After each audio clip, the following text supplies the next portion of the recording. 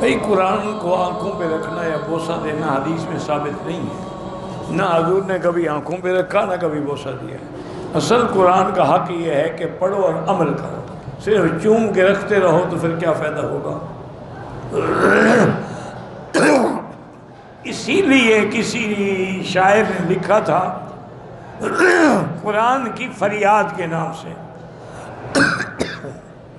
جیسے قرآن میں بھی ہے، قال یا رب ان قوم اتخذوا ھذا القرآن مہجورا، یہ قوم ایسی ہے انہوں نے قرآن کو چھوڑ دیا۔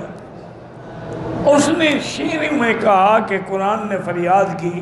کہ یا اللہ میں طاقوں میں سجایا جاتا ہوں اور دھو دھو کے پلایا جاتا ہوں،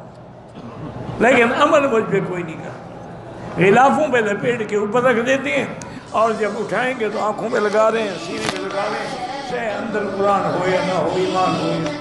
من مكة حبيبي نور سطع المدينة